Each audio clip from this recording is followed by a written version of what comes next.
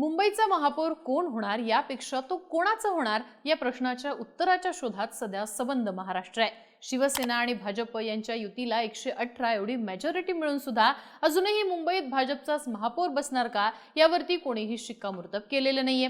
खरं तर 2017ला फक्त 2 जागा जास्तीच्या असताना शिवसेनेनं तब्बल 5 वर्ष आपलाच महापौर मुंबईत बसवलेला, पण आता भाजपचा महापौर बसवण्याची संधी भाजपला सोडायची नाहीये।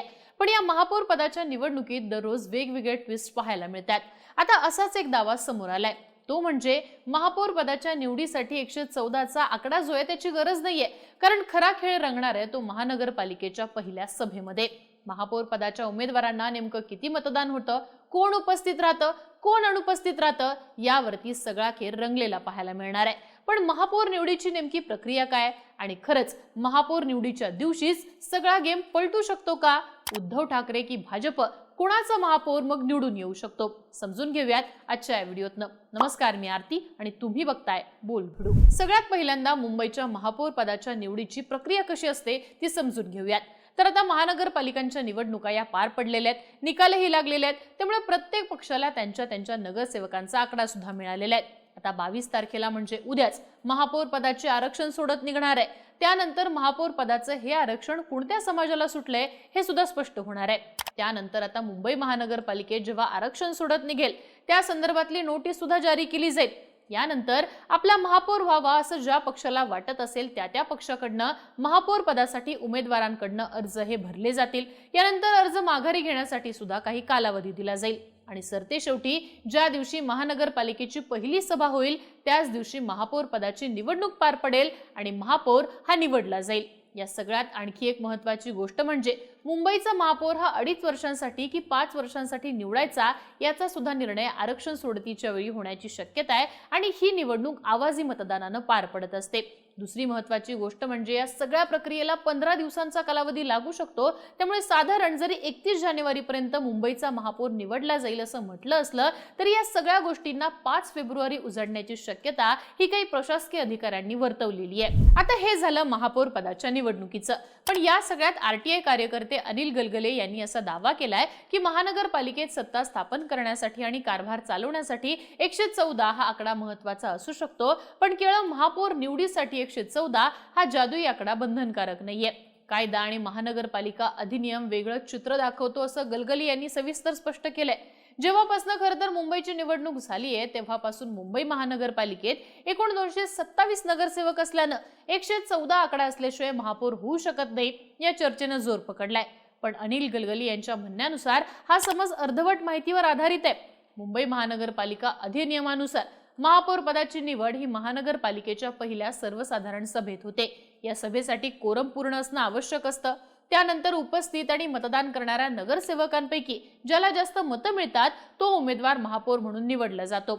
याचाच अर्थ असा की संपूर्ण 227 पैकी 114 मतं मिळायलाच हवीत अशी कुठलीही सक्ती कायद्यात नाहीये, पण तरी सुद्धा 114 हा आकडा महत्त्वाचा ठरतो। तो स्थायी समिती, विषय समित्या, अर्थसंकल्प, धोरणात्मक ठराव आणि प्रशासनावर नियंत्रण मिळवण्यासाठी त्या ठिकाणी 114 किंवा त्यापेक्षा जास्त संख्येचं महत्त्व असतं। आता गलगलींनी आणखी सुद्धा एक महत्त्वाचा मुद्दा मांडलाय की राजकीय वास्तव बघता अनेकदा विरोधी पक्ष निवडणुकी दरम्यान सभागृहातून बाहेर पडतात, बहिष्कार टाकतात किंवा रणनीती म्हणून मतदानच करत नाहीत। काही नगरसेवक अनुपस्थितीत सुद्धा राहू शकतात।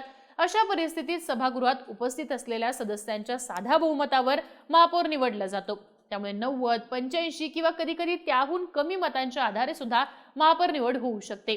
याआधी सुद्धा देशातल्या वेगवेगळ्या महानगरपालिकांमध्ये अशा प्रकारची उदाहरणं घडलेली आहेत असं गलगली यांनी सांगितलंय। आता गलगली यांनी केलेले हे सगळे दावे खरे आहेत का? तर हो, यासाठी आपण 2017च्या मुंबई महानगरपालिकेच्या महापौर पदाच्या निवडणुकीचं उदाहरण पाहू शकतो। 2017च्या निवडणुकीत शिवसेनेला 84, भाजपला 82, काँग्रेसला 31, राष्ट्रवादीला 9, मनसेला 7, सपाला 6 आणि इतरांना 8 जागा मुंबईमध्ये मिळालेल्या। त्यानंतर अर्थातच शिवसेनेने महापौर पदावरती दावा केल्यावर सेनेकडनं विश्वनाथ महाडेश्वर तर काँग्रेसकडनं विठ्ठल लोकरे मैदानात होते। ज्यावेळी सभा पार पडली आणि मतदान झालं त्यावेळी महाडेश्वरांना 171 इतकी मतं तर काँग्रेसच्या लोकरेंना फक्त 31 मतं मिळाली। त्यामुळे अर्थात बहुमताने महाडेश्वर महापौर झाले। तर दुसरीकडे या निवडीच्या वेळी सपा, राष्ट्रवादीच्या नगरसेवकांनी उपस्थित राहून सुद्धा हातच वर केले नाहीत। पक्षाकडनं निरोप न आल्यानं मनसेचे नगरसेवक तर आपल्या कार्यालयातच बसून राहिले। ते सभागृहातच आले नाहीत। त्यामुळे उपस्थित नगरसेवकांमध्ये सगळ्यात जास्त मतदान महाडेश्वरांना मिळालं आणि ते बहुमताने मुंबई महानगरपालिकेचे महापौर झाले। त्यामुळे आता सुद्धा महापौर पदाच्या निवडीमध्ये काही खेळ होणार का अशी चर्चा चालू झाली आहे। कारण उद्या आरक्षण सोडत निघणार आहे आणि त्यानंतर महापौर पदाची निवडणूक लागणार आहे। दोन्ही बाजूनी उमेदवार दिले जातील। आता देवाची इच्छा असेल तर आपला महापौर मुंबई महानगरपालिकेत होईल असं वक्तव्य करत ठाकरेंनी यासाठी फिल्डिंग लावल्याची चर्चा चालू झाली आहे। आता या निवडणुकीत नेमकं काय काय होऊ शकतं, त्याच्या शक्यता काय आहेत ते सुद्धा तपासून पाहूयात।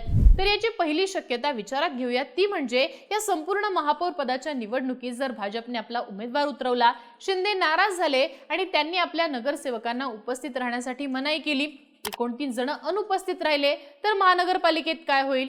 तर 227 मधून 29 जण उपस्थित नसल्यानं सभागृहातल्या नगरसेवकांची संख्या 198 होऊन बहुमताचा आकडा आपोआप खाली येत 100 वर येईल। त्यामुळे 89 नगरसेवक असलेल्या भाजपला आपला महापौर बसवण्यासाठी आणखी मतांची गरज असेल।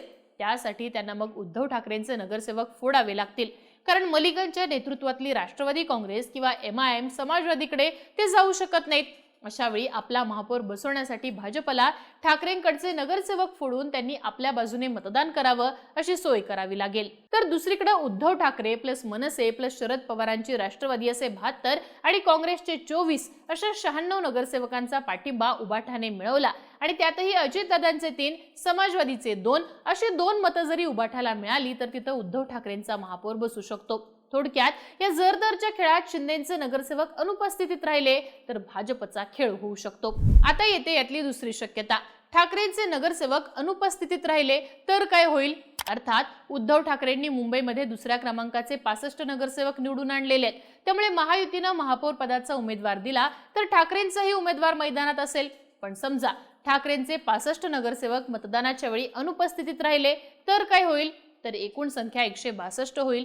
बहुमताचा आकडा हा 82 होऊ शकतो, जो गाठणं भाजपला सहज शक्य आहे, कारण भाजपकडे 89 नगरसेवकांचं बळ आहे। थोडक्यात एकीकडे शिंदेची भाजपला गरज आहे असं चित्र असताना शिंदेचा गेम करायचा असेल तर ठाकरेंचे नगरसेवक अनुपस्थितीत राहत भाजपला सहज त्यांचा महापौर बसवता येऊ शकतो।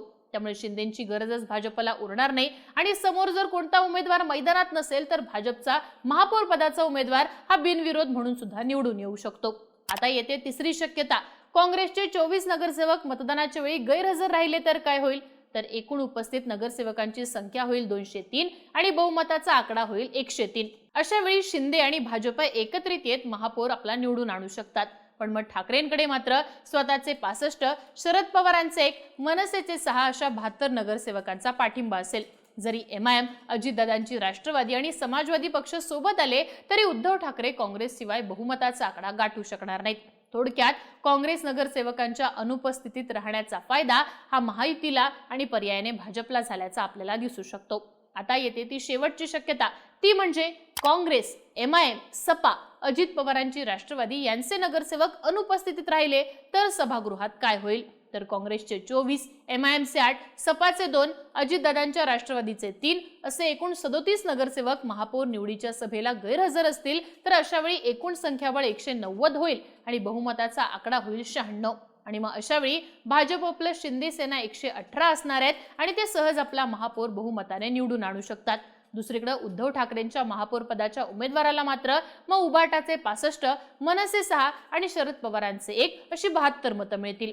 थोडक्यात इतर पक्षांच्या नगरसेवकांनी महापौर निवडीला अनुपस्थित राहणं हे सुद्धा भाजपच्या पथ्यावर पडणार आहे। एकंदरीतच काय तर मुंबईच्या महापौर पदाची लढाई ही केवळ आकड्यांची गणितं नाहीयेत, तर कायदा, राजकीय डावपेच आणि वेळेचं भान यावरतीच तिचा पुढचा निकाल ठरणार आहे। त्यामुळे मुंबईचा महापौर कोण होणार याचा फैसला केवळ गणितावर नाही तर सभागृहातल्या प्रत्यक्ष चित्रावर होणार आहे। तुम्हाला काय वाटतं? महापौर पदाच्या निवडणुकीत नेमकं काय घडेल याबद्दलची तुमची मतं आणि प्रतिक्रिया कमेंट बॉक्समध्ये लिहून कळवा आणि बोलबिडूला सबस्क्राइब करा।